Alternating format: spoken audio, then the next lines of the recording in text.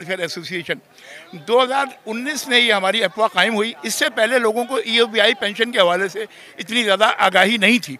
तो हम लोगों ने जब ये एसोसिएशन बनाई, उसके बाद हमने जो पेंशनर्स में ये आगाही पैदा की कि वो अपने हकूक़ के लिए बात करें। और जो पेंशन इस वक्त गवर्नमेंट पीरियड्स के बराबर यानी 10,000 रुपया दे रही है। पिछले साल इनको 8,500 से 10,000 किया, जो आजकल की महंगाई के दौर में नाकाफ़ी है। ईओबीआई का इदारा जो है वो अमीर तरीन इदारा है, जिसकी जो फंड है वो 550 से 600 अरब इस वक्त मौजूद है, जो इन्होंने इन्वेस्टमेंट की हुई है, जहाँ से इनको प्रॉफिट मिलता है। कंट्रीब्यूशन जो इदारों से होती है और एम्प्लॉइज़ करते हैं, उसमें तकरीबन 60 अरब सालाना इनको कंट्रीब्यूशन होती है। लेकिन इनका जो इनकम है वो ज़्यादा है, ख़र्चा इनका तकरीबन 60 अरब रुपया सालाना है। तो इनकी तकरीबन 70 से 80 अरब रुपया खालिस आमदनी है साल की, जो कि ये हमारी जो पेंशन है वो आसानी से 32,000 जो इस वक्त मिनिमम वेज है, यानी जो इस वक्त कम अज़ कम उजरत गवर्नमेंट ने मुकर्रर की हुई है, उसके बराबर ये कर सकते हैं। कानूनन भी अखलाकन भी गवर्नमेंट को चाहिए कि वो इसको 32,000 करे, ताकि जो पेंशनर्स हैं वो यानी इज्जत के साथ जी सकें। 10,000 में आजकल होता क्या है, ना मेडिकल का खर्चा पूरा होता है, ना ग्रॉसरी खरीदी जा सकती है, ना बच्चों की फीस पे कर सकते हैं, मतलब कोई खर्चा हो ही नहीं सकता 10,000 में। तो ये हमारी दरख्वास्त है कि इसको 32,000 किया जाए और वो आसानी से की जा सकती है। जैसे मैंने आपको पहले बयान किया, इनके पास फंड्स मौजूद हैं, उसकी मदद से ये कर सकते हैं। गवर्नमेंट को चाहिए कि वो अपनी मैचिंग ग्रांट इसमें शामिल करे, जैसे कि 1995 से पहले वो करती थी, और उसकी मदद से ये पेंशन बढ़ा सकते हैं आसानी से। इसके फंड पे जो कोई असर नहीं पड़ेगा इसका। शुक्रिया।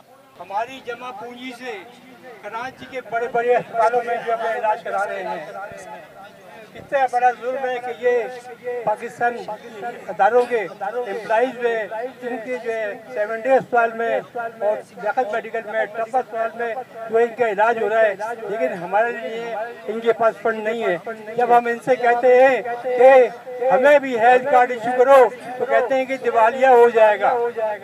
हम इनसे बोलते हैं कि तुम भी तो बारात ले रहे हो, हमसे भी तो हमें भी तो वो बारात दिए जाए जो तुम बारात ले रहे हो। और मैं आपको सलाम बताना चाहता हूँ कि अभी कुछ अर्से पहले इन्होंने 12.5 अरब का पैकेज मंजूर कराया। मेरे चेयरमैन की टीम से बात हुई, तो भाई ये पैसे तुम कहाँ से लाए हो, ये पैसे कहाँ से लिए, ये हमारी जमा पूंजी से।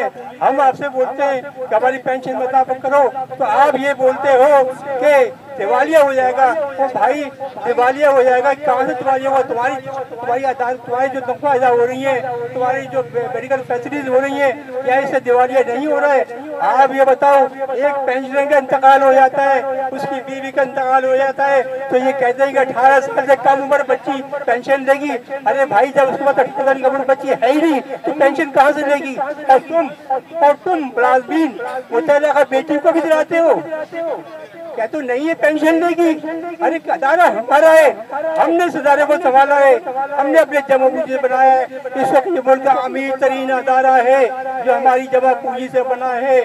550 अरब रुपये जो है इसका असासा है, और अरबों रुपयों के असासों की आमदनी आती है। लेकिन हमारा ये माशी कत्ल कर रहे हैं, हमें गुर्बत लकीर से नीचे जिंदगी गुजारने में मजबूर कर रहे हैं। हम हुकूमत वक्त से कहते हैं हम सीनियर सिटीजन हैं, हम सीनियर सिटीजन है। आइन ये कहता है पाकिस्तान का कि इसकी सहूलत आप करेंगे, इनकी कफालत आप करेंगे। अफसोस कि तुम अपने आइन पे भी अमल नहीं करते हो। और इस अदारे में जो ये वफाकी अदारा है, तुम इनके मुलाजमीन की पेमेंट खुद क्यों नहीं करते हो? जब तुमने ईओबीआई से, जब तुमने हमारे अदारे से अपनी माली संपत्ति खत्म कर दी है, जब तुमने अदारे से खत्म कर दिए 1995 में, तुमने अपने मसावी कंट्रीब्यूशन था जो देते थे, तुमने उसको बंद कर दिया। ये हमारे पर एक जुल्म था। अगर ये मैचिंग ईरान जारी रहता तो आज हमारी पेंशन 30,000 से ज्यादा पेंशन होती। और अब भी मैं बता रहा हूँ इस बात की कि इतनी आमदनी है कि हमारी पेंशन 25 हो सकती है। और आपको बताऊं, इंशाल्लाह अगर इनके फील्ड ऑफिसर्स 100% डिसीजन करें, इनके करप्ट अफसरान जो हैं अपनी करप्शन छोड़ दें तो हमारी पेंशन इंशाल्लाह 36,000 भी हो सकती है। लेकिन इनकी करप्शन खत्म नहीं होती।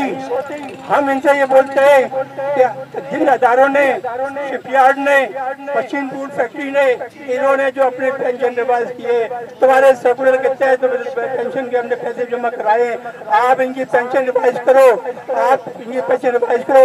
हम ये कहते हैं कि हमने अपनी कंट्रीब्यूशन दे दी है, अदारे ने अगर तुमको उसकी पेनल्टी नहीं दी है तो हम इसके जिम्मेदार नहीं है, आप इसके जिम्मेदार हो।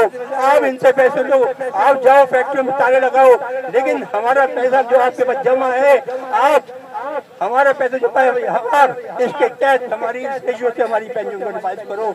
दूसरी बात मैं आपसे ये कहना चाहता हूँ कि जब हमारे अदारे ने आपको इतनी कंट्रीब्यूशन जमा करा दी है, पेनल्टी जमा करा दी है, तो भाई हमें 100% अदायगी करो ना।